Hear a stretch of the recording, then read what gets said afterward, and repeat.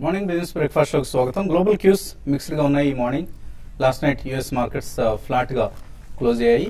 అయితే SX Nifty మాత్రం 7534 27 points లాభంతో కనిపిస్తుంది సింగపూర్ స్టాక్ ఎక్స్చేంజ్ లో నిఫ్టీ. సో ఒక పాజిటివ్ ఓపెనింగ్ కోసం మార్కెట్ సిద్ధమవుతున్నట్లుగా మనకు సూచనప్రాయంగా తెలుస్తుంది ఎస్ఎక్స్ నిఫ్టీ మూవ్స్ బట్టి చూస్తే. సో ఒక స్ట్రాంగ్ మోడీ ర్యాలీ తర్వాత మార్కెట్స్ లో ప్రస్తుతం కన్సాలిడేషన్ ప్రక్రియ కొనసాగుతోంది. మధ్యలో రకరకాల నెగిటివ్ న్యూస్ కూడా మార్కెట్స్ మీద ప్రభావం చూపిస్తున్నాయి. ఇరాక్ సంక్షోభం వల్ల పెరిగిన చమురు ధరలు కావచ్చు, లేదా ఆలస్యం అవుతున్న మాన్సూన్ ఎఫెక్ట్ కావచ్చు, ఇవన్నీ మార్కెట్స్ మీద షార్ట్ టర్మ్ లో కనిపిస్తున్న నెగిటివ్ ప్రభావం. సో కన్సాలిడేషన్ ప్రక్రియ కొనసాగుతుంది. అండ్ క్రూడ్ ఈ మార్నింగ్ చూస్తే మనకు 113.7 దగ్గర ట్రేడ్ అవుతుంది. కొంత ఓరట కలిగిస్తుంది. 113.8 దగ్గర ట్రేడ్ అవుతుంది ప్రస్తుతం. సో బ్రెంట్ క్రూడ్ ప్రైస్ ఇది. సో క్రూడ్ ప్రైసెస్ కొంత తగ్గుముఖం పడితే మార్కెట్స్ దీన్ని పాజిటివ్గా తీసుకునే అవకాశం కనిపిస్తుంది. అండ్ ఈ నేపథ్యంలో మిడ్ క్యాప్స్ మాత్రం అవుట్ పెర్ఫార్మ్ చేస్తున్నాయి మార్కెట్స్లో. నిన్న కూడా చూసాం railway stocks and sugar stocks, ఈ రెండు సెక్టర్స్ సంబంధించిన స్టాక్స్లో అవుట్ పెర్ఫార్మెన్స్ గమనించాం.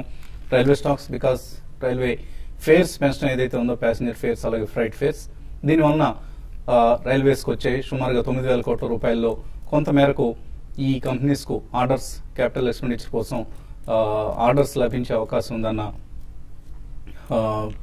అంశాన్ని మార్కెట్స్ గమనించాయి. దీంతో మనకి కాళింది రైల్ లాంటి స్టాక్ నిన్న 3% పెరగడం చూసాం. అలాగే sugar stocks, of course sugar సెక్టర్కి సంబంధించి ప్రభుత్వం నిన్న కొన్ని కీలకమైన నిర్ణయాలు తీసుకుంది. ఫుడ్ మినిస్ట్రీ దీనికి ఇంపోర్ట్ డ్యూటీని పెంచడం కావచ్చు, లేదా ఇతరత్ర నిర్ణయాలు లైక్ ఇథనాల్ బ్లెండింగ్ ను 5% పెట్రోల్లో ఇథనాల్ కలిపే మిశ్రమం రేషియోను ప్రస్తుతం ఉన్న 5% నుంచి 10% పెంచడం, ఇటువంటి నిర్ణయాలను షుగర్ స్టాక్స్ సంబంధించి పాజిటివ్ గా మారింది నిన్న.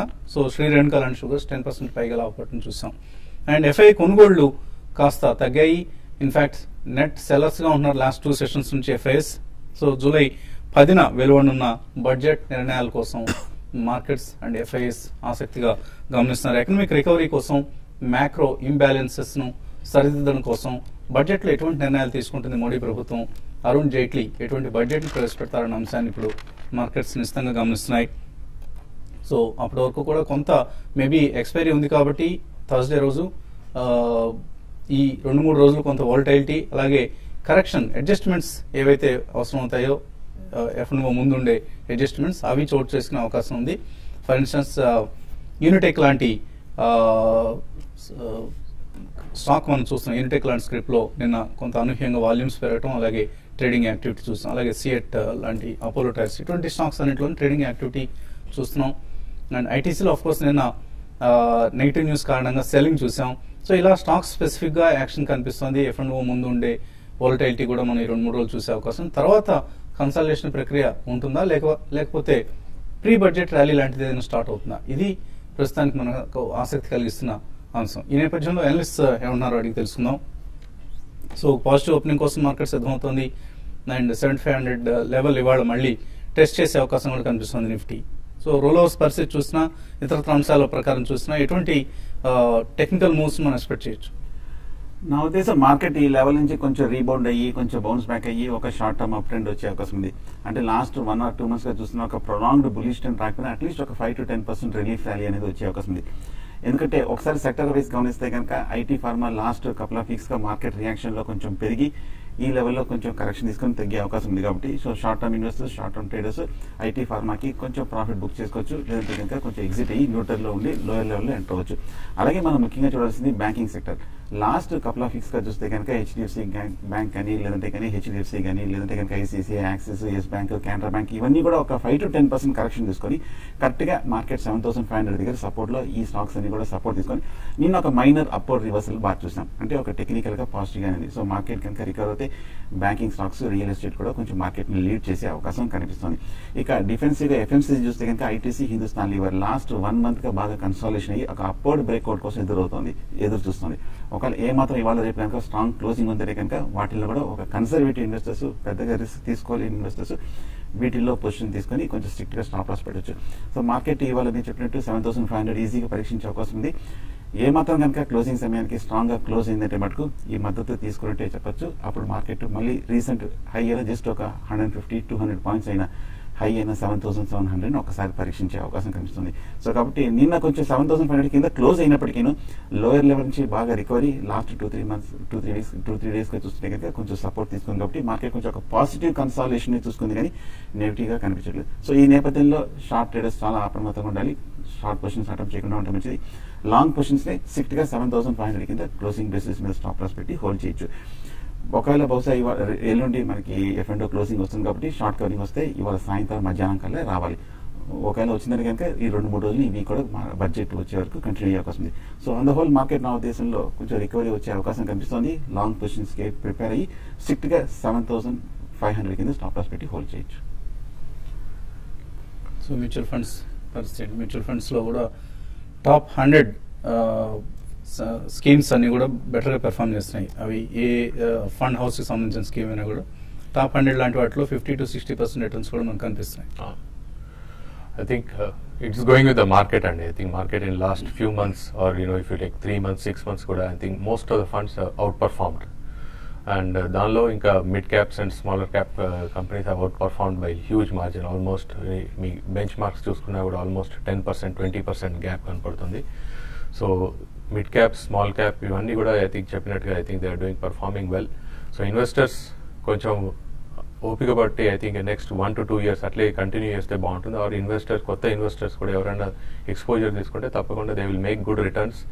కొంచెం ఓపిక ఉండాలి, పేషెన్స్ ఉండాలి, పర్సివరెన్స్ ఉండాలి. I think you will make good returns. ఎందుకంటే it's a continuous next 3 to 4 years ఒక బుల్ రన్ వచ్చే సూచనలు ఉన్నాయి. So investors need not worry.